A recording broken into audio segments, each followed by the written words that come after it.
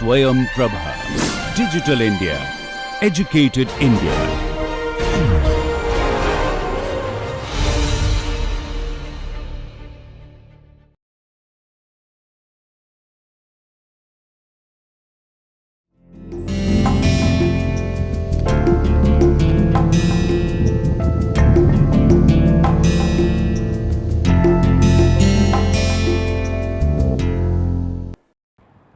Welcome to the lecture 19 of the course on time series modeling and forecasting.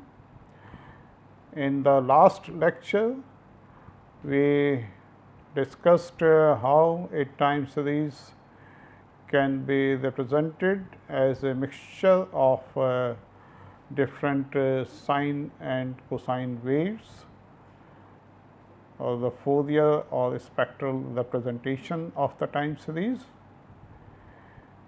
And we also discussed with the help of examples why in some cases we prefer time frequency domain analysis over the time domain analysis, or why we require frequency domain analysis. Now, in this lecture,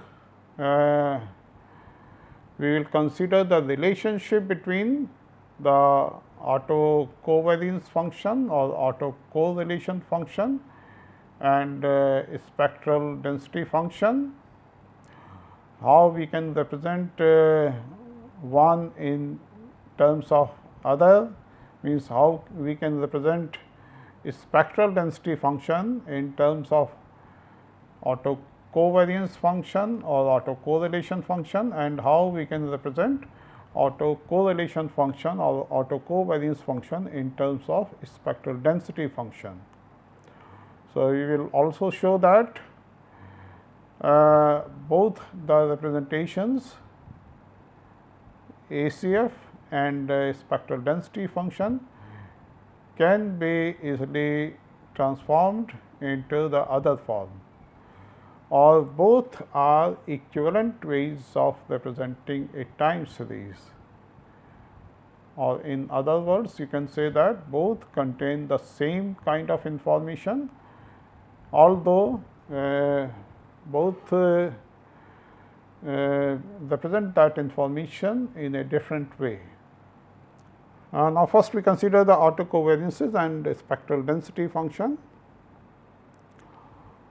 We have gamma k equal to expectation of y t plus k, and then this is equal to we write y t equal to integral from minus pi to pi e to the power I lambda t d z lambda, and y t plus k equal to integral from minus pi to pi e to the power I omega t plus k d z omega. Then this is equal to the first integral we take as it is, but in the second integral we just take the transformation, means you replace lambda by minus lambda. So, you get the integral from minus pi to pi e to the power minus I lambda t d z minus lambda. Then this is equal to integral from minus pi to pi e to the power I omega t plus k from here, and then you have e to the power minus I omega t, and then you have expectation of d z omega d z star omega. And remember, for omega, means this is the term which you get when omega is equal to lambda, and remember when omega is not equal to lambda, then expectation of d z omega d z star lambda is equal to 0, when omega is not equal to lambda.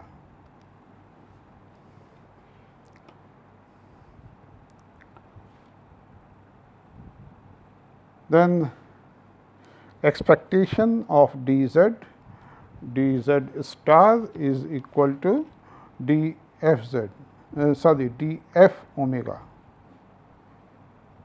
So, actually we have used this result and this result.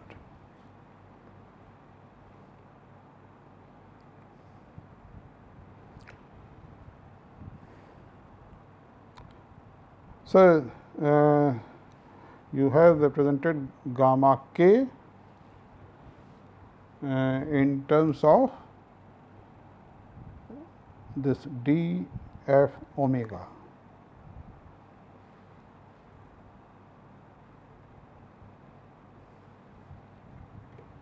So, the inverse Fourier transform of spectrum is the autocovariance function. You have taken the inverse Fourier transform of spectrum and then you get the autocovariance function. And then you can write the inverse Fourier transform in this form also. The gamma k is equal to integral from minus pi to pi cos omega k d f omega.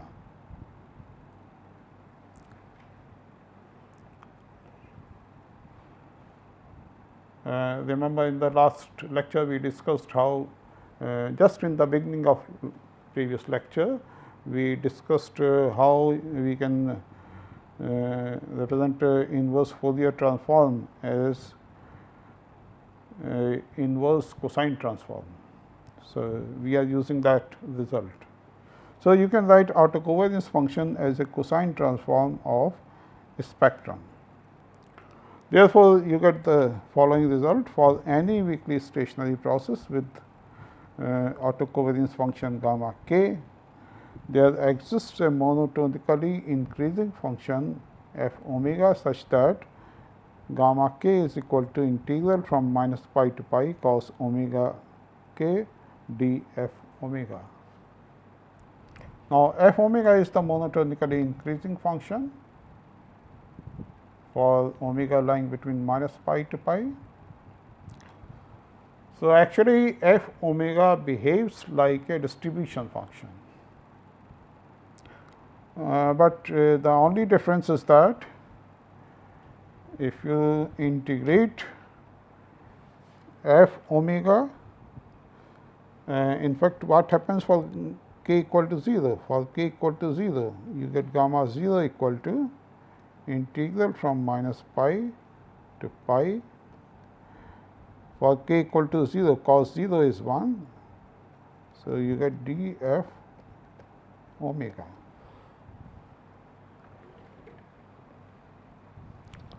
So, integral of d f omega over the entire range is gamma 0, means variance of the process y t. So, the only difference is that its upper limit means this is actually your f pi, the upper limit of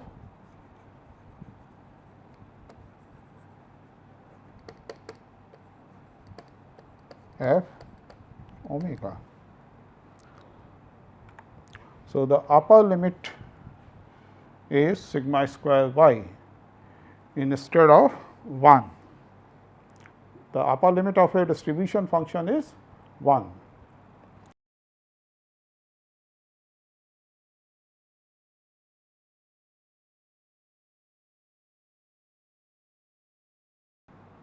Then f omega equal to integral from minus pi to omega df omega dash is the contribution to the variance of the series by the frequencies in the range from minus pi to omega. So, f pi denotes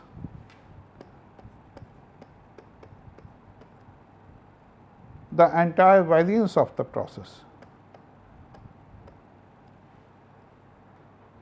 and then this f omega, the integral from minus pi to omega, gives you the contribution to the variance of the series by the frequencies in the range minus pi to omega, contribution in sigma square y by the frequencies in this range. Then this f omega is called the spectral distribution function or power spectral distribution function of the process. So, actually what this spectral distribution is doing, or what you get from the spectral distribution function, you get the contribution of the frequencies in different range, means the contribution of the frequencies in the range minus pi to omega is f omega, and the total variance is f pi. So, f omega decomposes the variance into components contributed from each frequency.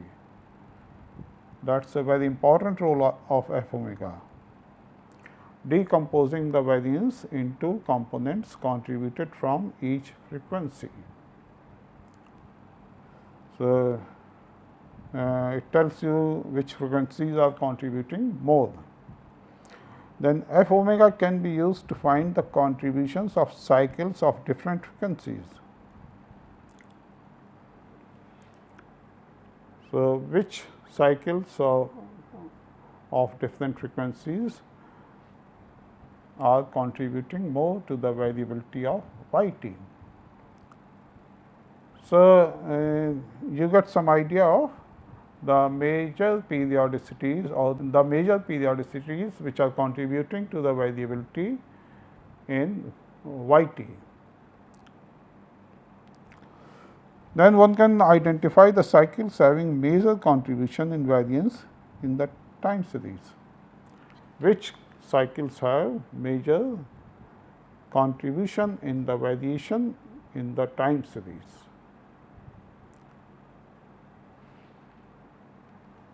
Although you are assuming that all the frequencies in the range from minus pi to pi are contributing in the variation in the time series y t, but some frequencies may have more contribution, whereas the other frequencies, although those frequencies are also contributing, but those frequencies have very little contribution, insignificant contribution. So, although we are assuming that all the frequencies are contributing, but all the frequencies are not contributing equally,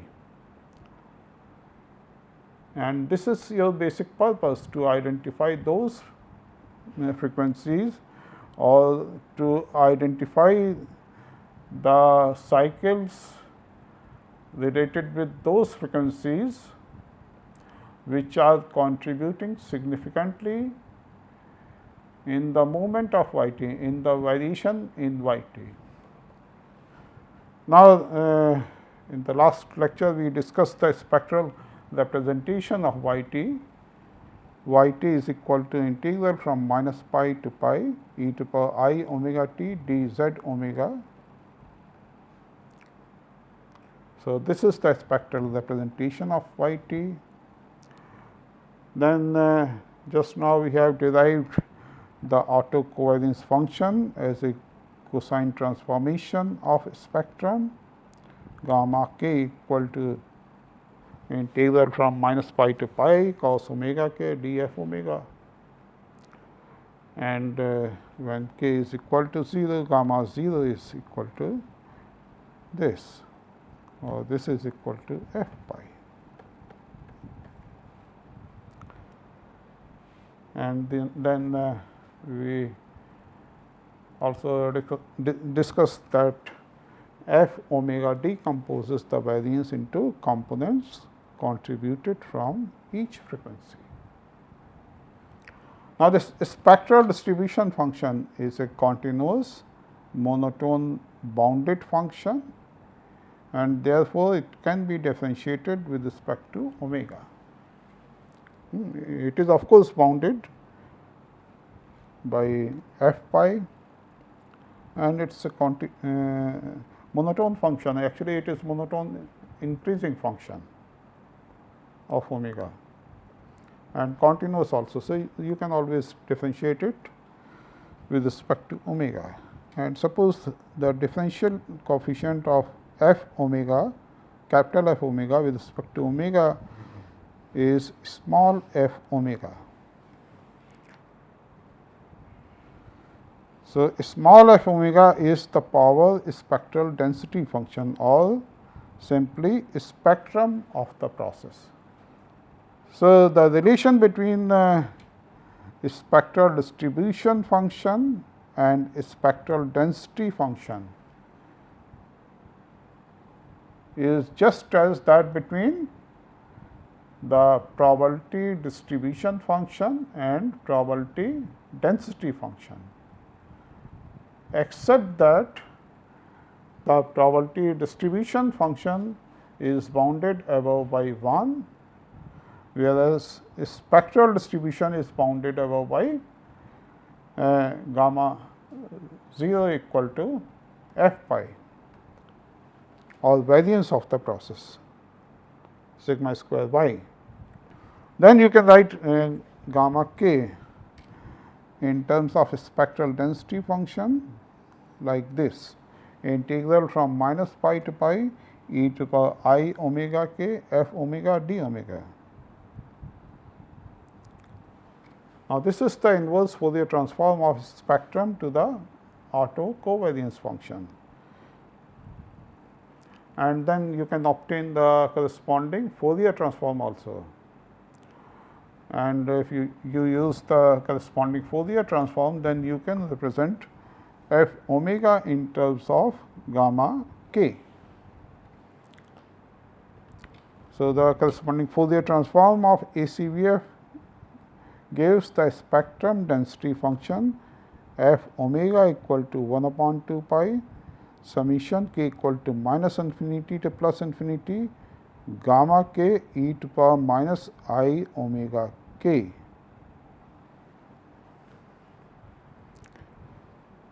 And then we first we write the term corresponding to k equal to 0. So, you get gamma 0 here plus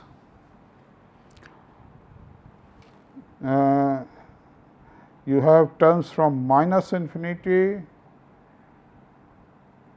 to up to k equal to minus 1, and then from k equal to 1 to infinity. So, you may combine those terms as summation k equal to 1 to infinity gamma k for corresponding to positive values of k here, you get e to the power minus I omega k, and corresponding to negative values of k here, you get e to the power I omega k.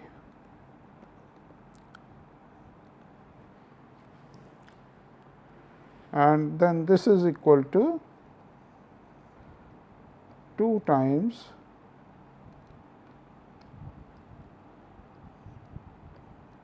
cos omega k. So, finally, f omega is equal to 1 upon 2 pi gamma 0 plus 2 times summation k equal to 1 to infinity gamma k cos omega k. or you can also write it as 1 upon 2 pi summation k equal to minus infinity to plus infinity gamma k cos omega k, because you know that gamma minus k is equal to gamma k and cos minus omega k is equal to cos omega k.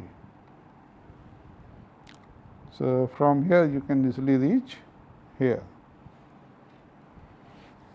Then just to demonstrate the relationship between 9 and 10, in 9 what you have done? You have represented autocovariance function as inverse Fourier transform of a spectrum or a spectral density function. In 10 you have used Fourier transform to represent a spectral density in terms of autocovariance function. And to demonstrate the relationship between 9 and 10, we have suppose you take integral from minus infinity pi to pi e to power I omega k f omega d omega, and in this relationship you write f omega equal to 1 upon 2 pi summation say L equal to minus infinity to plus infinity gamma L e to power minus I omega L, and then you have d omega here. So, you substitute the value of f omega in terms of gamma. And just to avoid any confusion, instead of k, I have used subscript L here, because k we are already using here. Then you interchange the summation and integral signs. So, you take the summation outside, and then you also take this 1 upon 2 pi outside the summation and integral signs. So, you get 1 upon 2 pi summation L equal to minus infinity to plus infinity gamma L, and then you have integral from minus pi to pi e to the power I omega, then you get k minus L here d omega.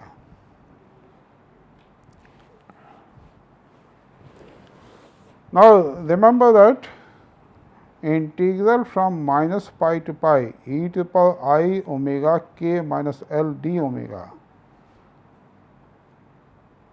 L is equal to k, then what you get? Integral from minus pi to pi, you get e to the power 0 here. So, you simply get d omega, and this is equal to 2 pi. And for k not equal to L, you can write it as integral from minus pi to pi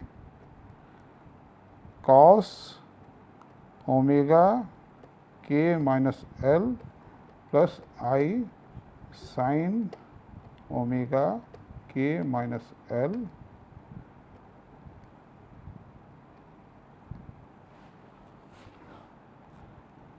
d omega.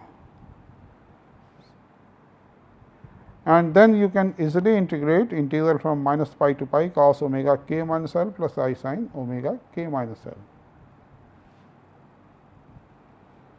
And in fact, the integral of cos omega k minus L for k not equal to L is equal to 0, and sin omega k minus L is also 0. So, integral from minus pi to pi is 0. So, this is 0.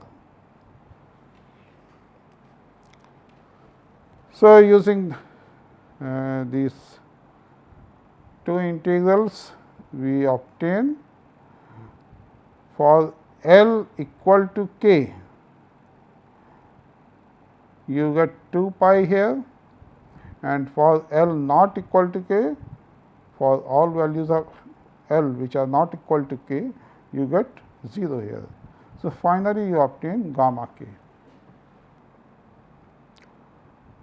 So, this gives you gamma k equal to integral from minus pi to pi this.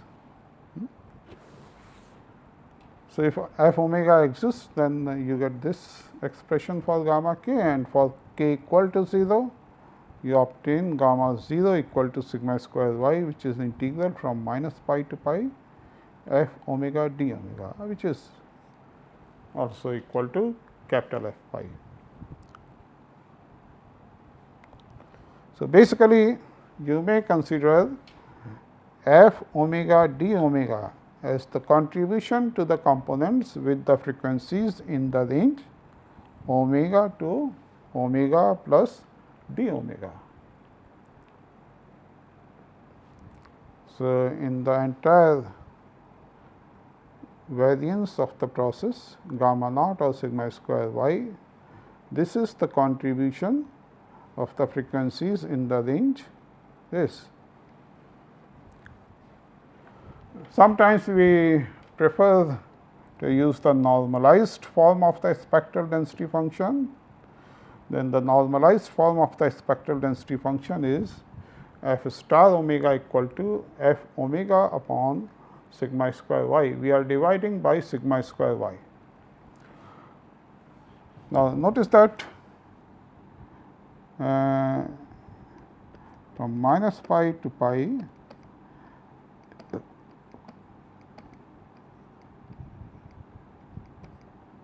now this is equal to sigma square y.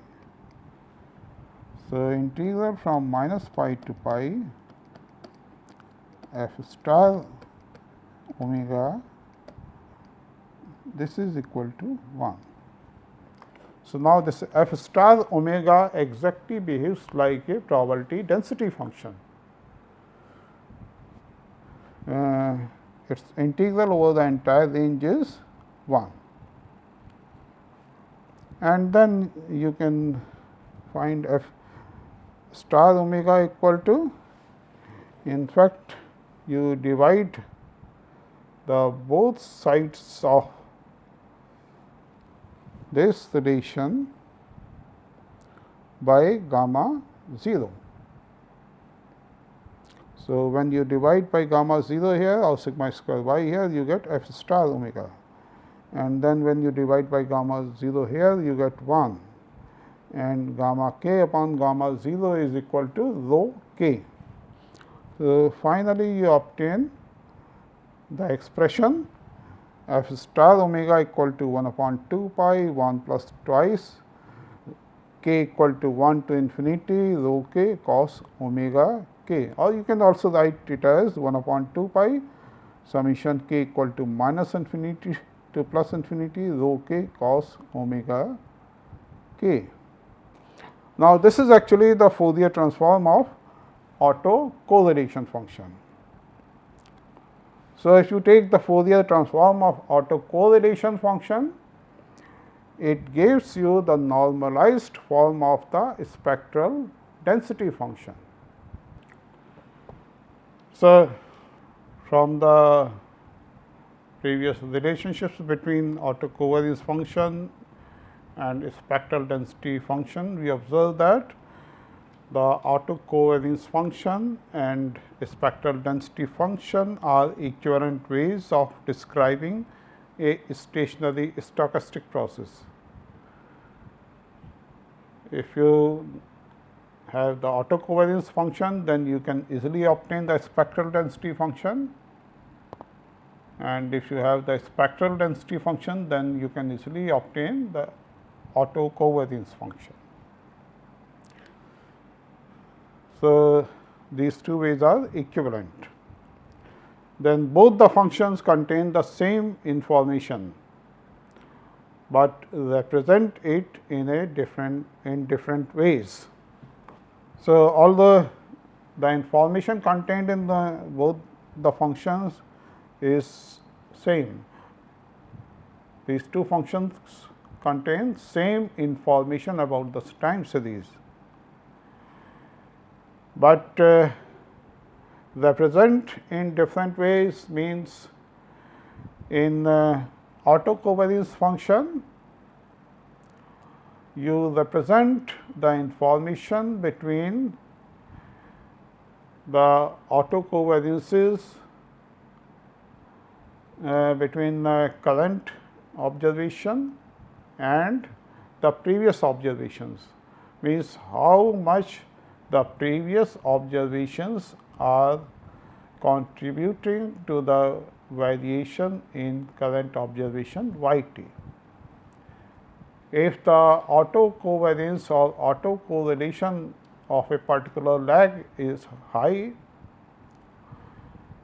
then you say that in the variation in current observation, the observation of that particular lag has a big contribution, a significant contribution. On the other hand, in spectral density function, we represent the information in terms of frequencies, different frequencies in the range minus pi to pi or 0 to pi. And then you can identify which frequencies have high contribution in the variation in y, sigma square y, because the spectral density function or spectral distribution function gives you the contribution of frequencies in different ranges. So, one approach, the time domain approach, focuses on the correlation between different lagged observations, whereas the frequency domain approach focuses on the periodicities or the cycles which are prominent in the time series or which have prominent effect on the time series.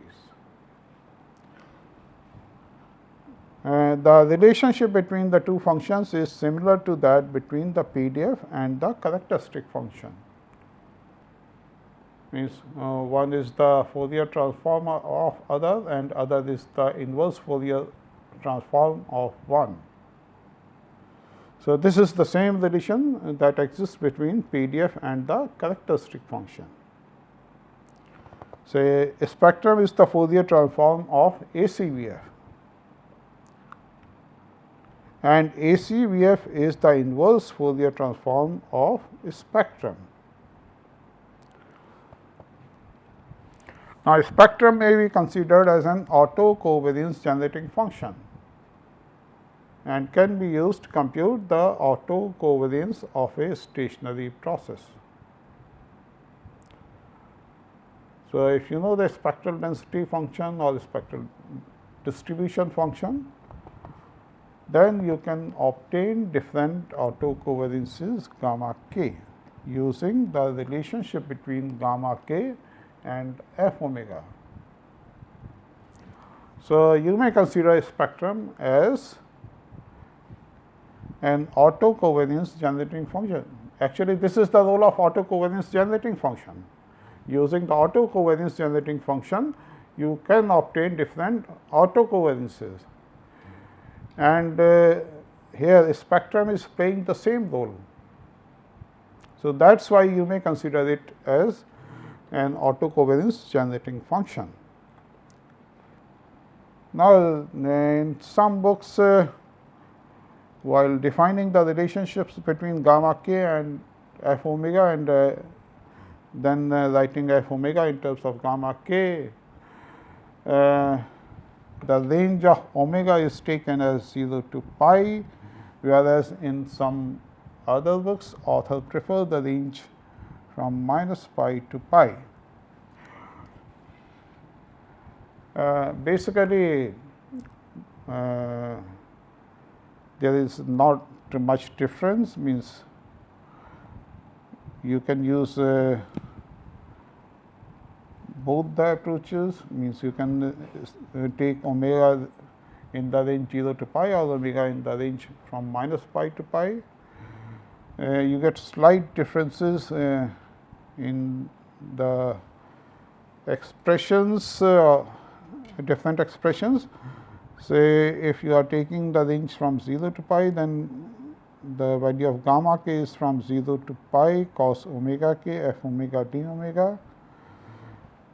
whereas if you are taking range from minus pi to pi, then the expression for gamma k involves the integral from minus pi to pi. But in both of these cases, these f omega are slightly different. Say in first case, f omega is equal to 1 upon pi summation k equal to minus infinity to plus infinity gamma k cos omega k, whereas in the second case you have f omega equal to 1 upon 2 pi.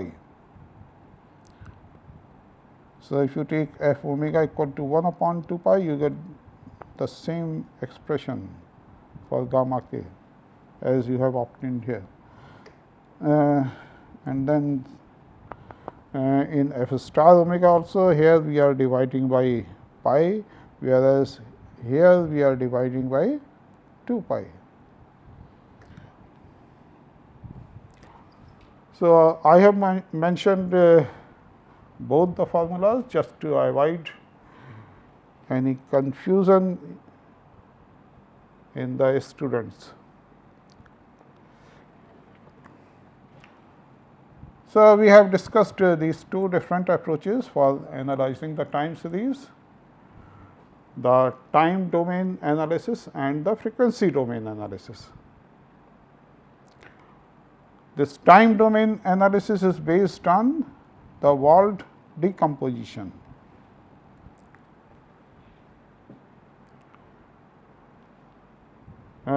Using Wald decomposition, you write yt as a moving average process of infinite order, or if you are taking the second Wald decomposition, then you are writing yt as a ratio of two finite lag polynomials of b, and the frequency domain analysis is based on Fourier approximation. You are approximating yt by a Fourier series containing different sine and cosine terms of various frequencies. Then this Wald decomposition lead you to construction of ALMA type parametric models. You get moving average model, you get autoregressive model, or you get mixed ALMA model. Whereas this frequency domain analysis lead to construction of weighted function of sine cosine waves.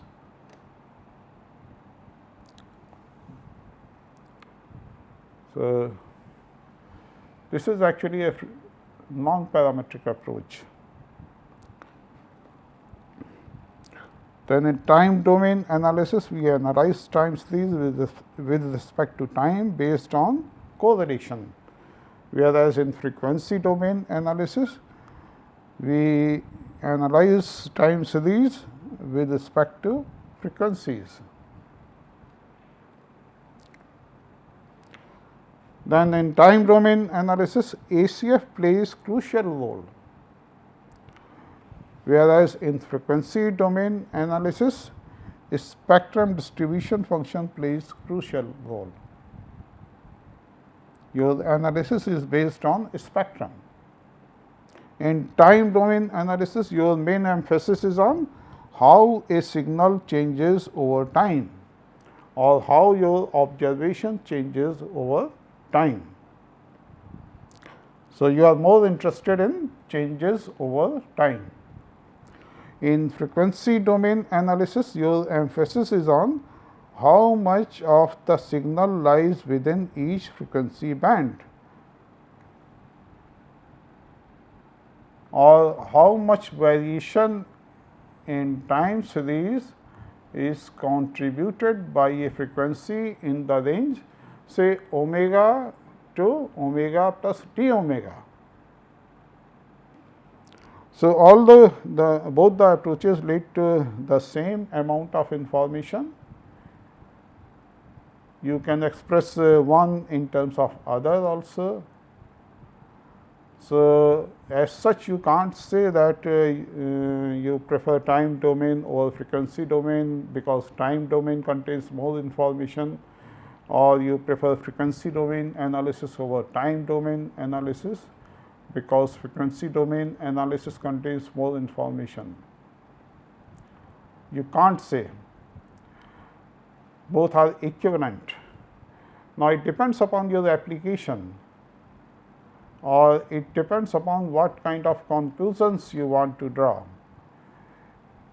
and according to your application, your emphasis on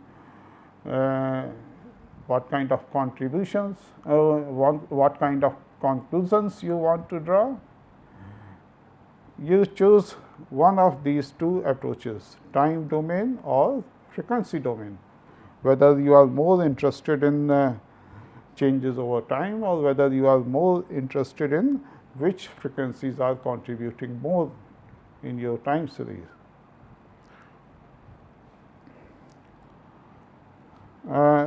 Now, we obtain the spectral density functions for some stationary processes. First, we consider the purely random process. Now, for a purely random process, gamma k is equal to sigma square u if k is equal to 0 and it is 0 otherwise.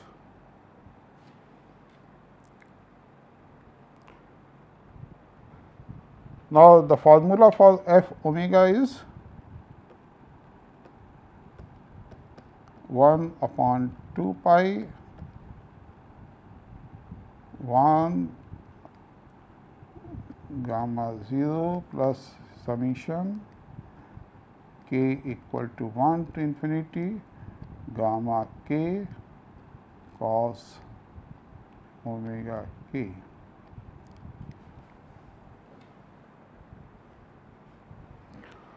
Then for purely random process,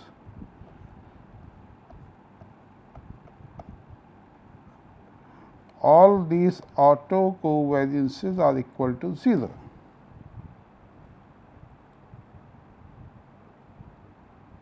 And then gamma 0 is equal to sigma square u. So, for all omega lying between minus pi to pi, f omega is equal to sigma square u upon 2 pi. So, the spectrum is constant in the range minus pi to pi, and in fact, if you obtain the normalized spectral density, then this is equal to 1 upon 2 pi.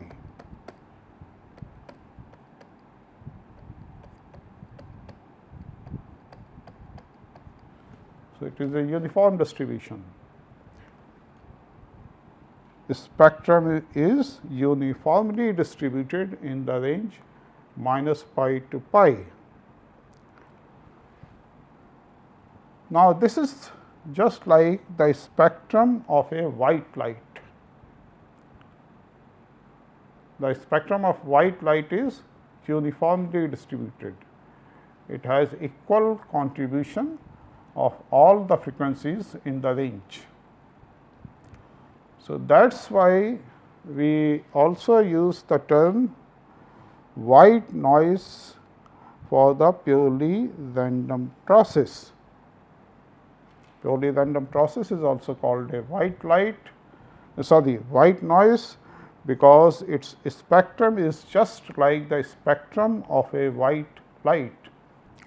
Now, we calculate the spectral density function of an AR1 process. You have the AR1 process y t equal to phi y t minus 1 plus u t.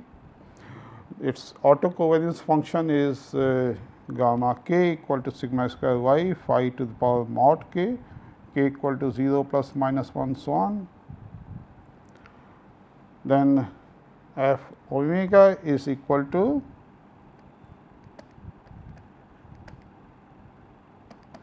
sigma square y upon 2 pi. Then you have, since we have taken sigma square y outside, so inside you get 1 plus summation k equal to 1 to infinity phi to the power k e to the power minus I omega k plus summation k equal to 1 to infinity phi to the power k e to the power I omega k.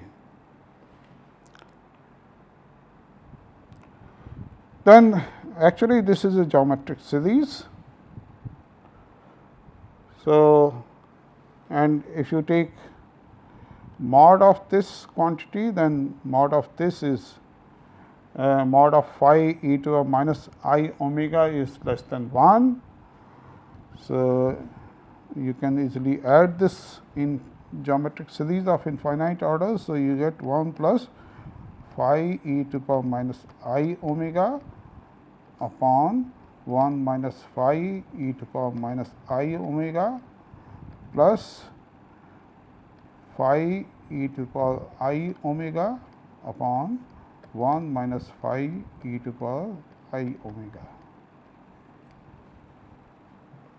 And then you simplify it.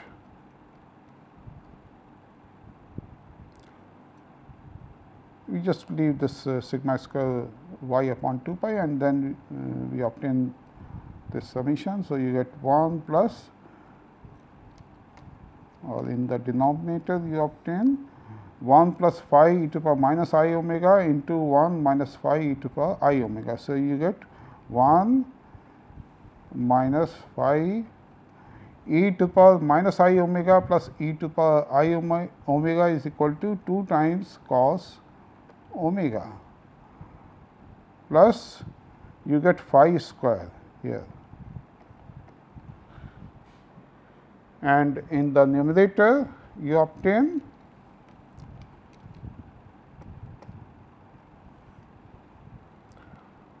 you get product of these two here. So, 1 minus twice phi cos omega plus phi square, and then you have plus phi e to the minus I omega, and then you get phi e to the power minus I omega. You multiply this by this and this by this. So, you get phi 2 times phi cos omega here, and then you multiply minus phi e to the power I omega by this. So, you get minus phi square here, then you get minus phi square here. So, you get 2 times minus phi square here, and then you further simplify it. So, finally, you obtain f omega equal to this, where sigma square u is equal to 1 minus y square sigma square y. So, this is the power expression for power spectrum function of AR1 process. Now, from this power spectrum function, we observe the normalized power spectrum function is this, and from this power spectrum we observe that if phi is greater than 0. Now, the normalized power spectrum function is this, and from this power spectrum we observe that if phi is greater than 0, then the power is concentrated at low frequencies, and if phi is less than 0, then the power is concentrated at high frequency. And then I have plotted the spectrum of AR processes for the autoregressive parameter equal to 0.6, minus 0.6, 0.9 and minus 0.9. And from these plots of spectrum you observe the same phenomena.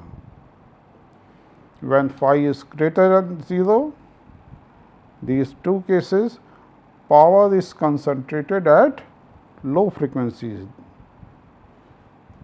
and as you increase autoregressive parameter from 0.6 to 0.9, the contribution of low frequencies further increases.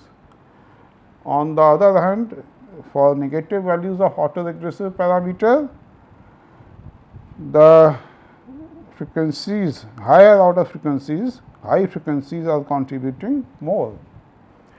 Again, when the autoregressive parameter decreases from minus 0.6 to minus 0.9, the contribution of high frequencies further increases. Then we come to the MA1 process.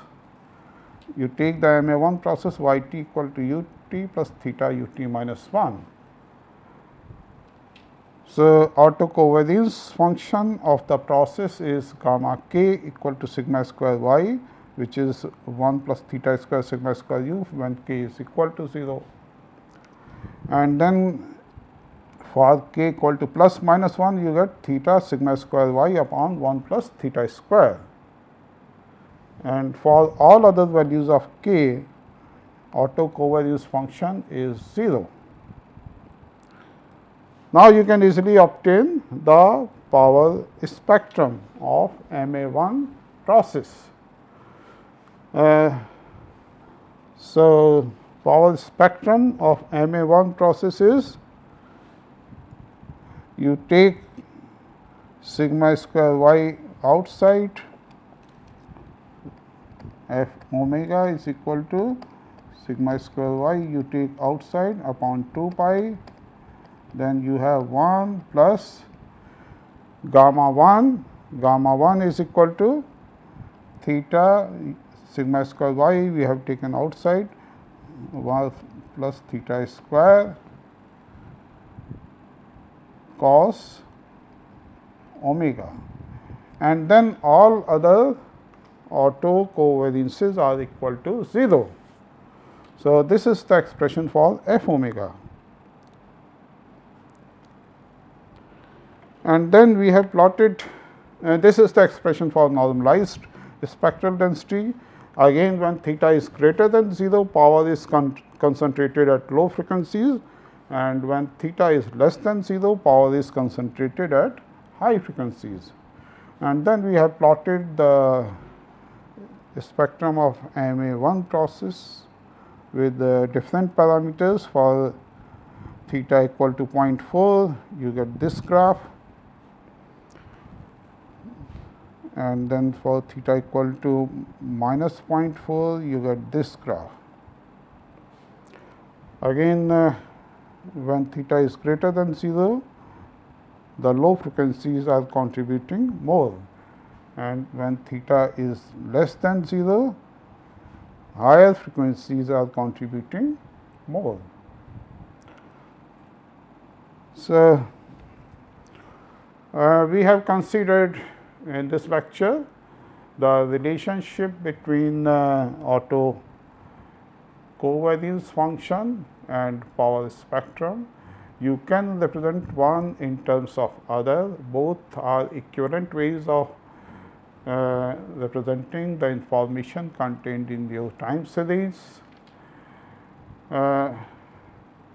So, as such, you can't say that time domain approach gives you more information about the time series than the frequency domain, or frequency domain gives you more information about the time series than the time domain.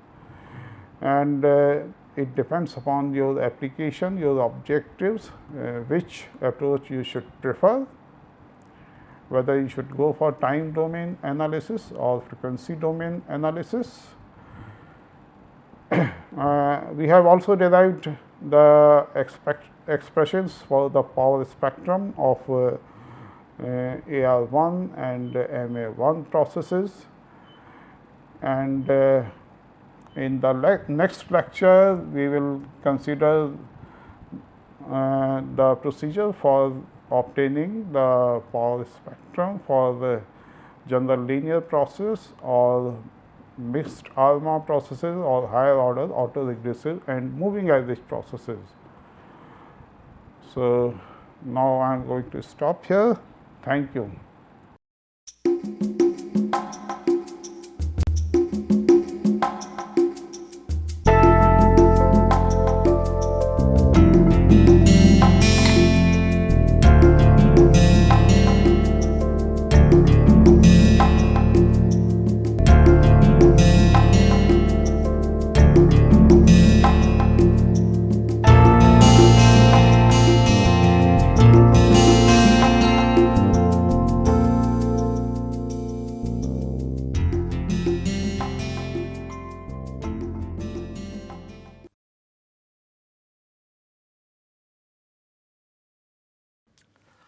Hello and welcome to this piece of literary snippet.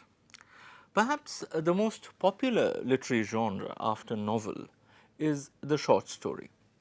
Sharp, compact narratives whose charm lies not only in what is said but also in what remains unsaid. Today I'll be reading one of the shortest instances of a short story that I have ever encountered, and indeed the very charm of this particular story that I'm going to read out today lies in the way it abruptly ends.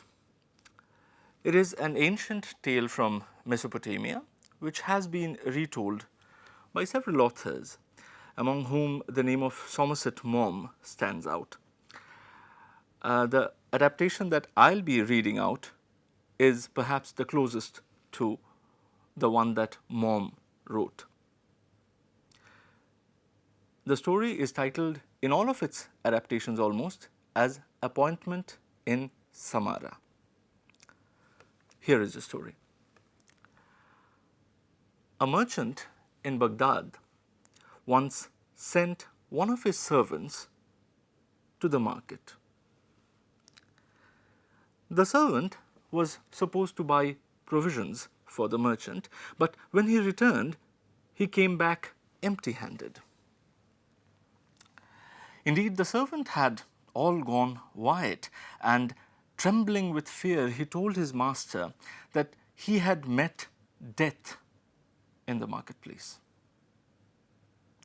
When I entered the market, the servant said to his master, I was jostled by a woman, and when I turned to look at her, I saw that she was death. I am very scared, master, because death looked at me with a threatening gesture.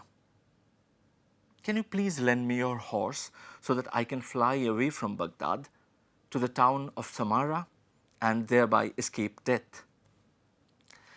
The master, being a good man, gave his servant his best horse and saw him gallop off to Samarra to escape death. Then the master himself went to the marketplace and confronted death. Why did you make a threatening gesture to my servant? Asked the master to death. And death replied, it was not a threatening gesture. Rather, it was a start of surprise. I was astonished to see your servant here today, because this evening I have an appointment with him in Samarra. See you in the next episode of Literary Snippet.